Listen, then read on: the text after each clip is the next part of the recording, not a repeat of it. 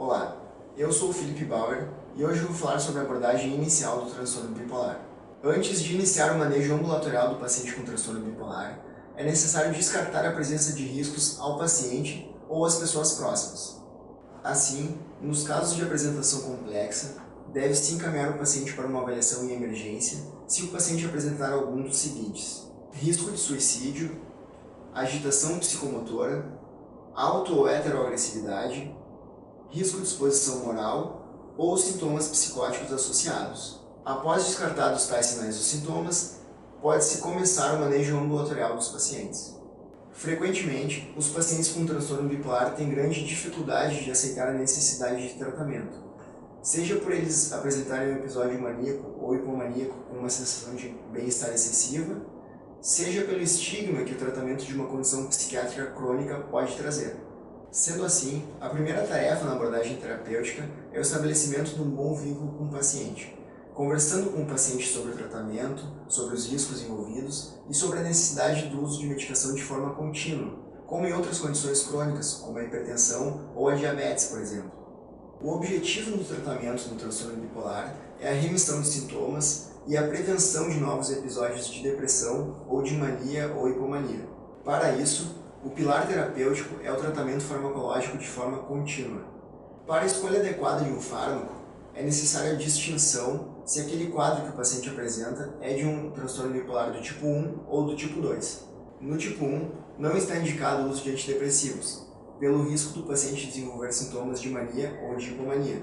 Já no tipo 2, pode-se ter como estratégia o uso de antidepressivos associados a outras medicações, de forma adjuvante.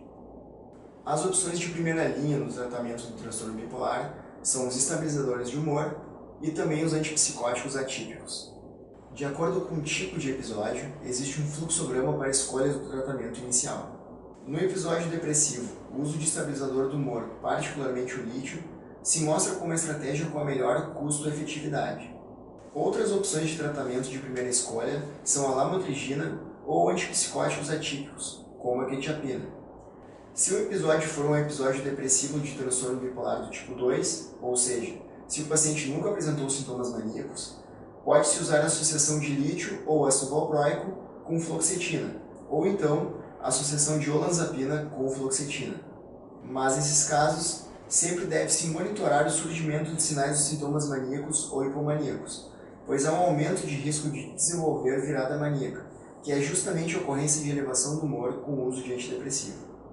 Na abordagem inicial de um episódio maníaco ou hipomaníaco, deve-se avaliar se há o uso por parte do paciente de substâncias psicoativas ou se há condições médicas gerais que podem desencadear sintomas maníacos ou hipomaníacos. Mesmo que os pacientes com hipomania não apresentem um quadro tão intenso como na mania, a indicação é tratar a hipomania da mesma forma como se trata a mania, pelo risco de a hipomania se transformar em um episódio de mania.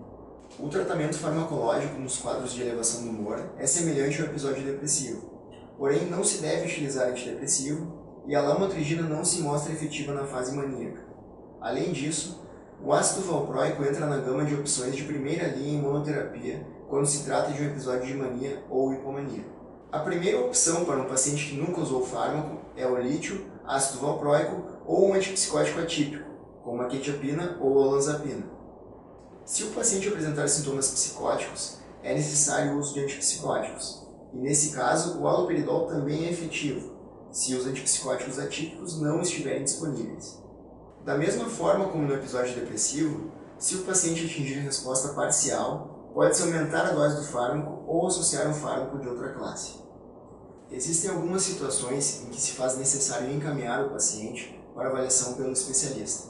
Por exemplo, os pacientes que já estão em tratamento, mas apresentam um quadro de sintomas mal controlados, ou um prejuízo funcional importante, ou recidivas frequentes de episódios depressivos ou maníacos, devem ser encaminhados para o psiquiatra para ser avaliado e o tratamento ser otimizado. Existem algumas situações em que se faz necessária a avaliação por um especialista, seja via consulta ou então por matriciamento ou por interconsulta.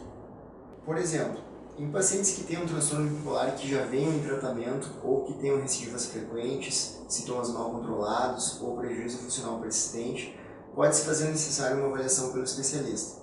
Além disso, pacientes que tenham dificuldade no tratamento farmacológico, por exemplo, que apresentam contraindicações que dificultam a escolha do tratamento ou efeitos colaterais intoleráveis, podem ser discutidos via matriciamento ou encaminhados para avaliação pelo especialista.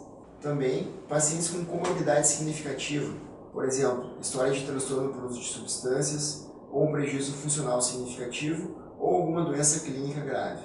As pacientes que estejam grávidas ou em lactação podem ser avaliadas pelo especialista para adequação do tratamento farmacológico.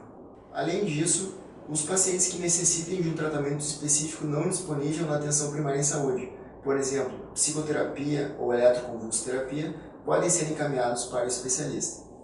Pacientes que foram avaliados na emergência, mas que não têm indicação de internação, que tenham orientação de buscar atendimento psiquiátrico ambulatorial, devem ser encaminhados para o especialista. E pacientes que recebem alta da internação com orientação de buscar atendimento psiquiátrico ambulatorial também devem ser encaminhados para o atendimento especializado. Resumindo, o tratamento do transtorno bipolar é baseado na utilização de fármacos estabilizadores de humor. O lítio, em particular, ganha destaque por ser um fármaco de primeira linha tanto no episódio depressivo quanto no episódio maníaco. É importante lembrar que o tratamento do transtorno bipolar tem duração indefinida, com a maioria dos pacientes necessitando usar a medicação de forma contínua, como vamos ver no próximo vídeo.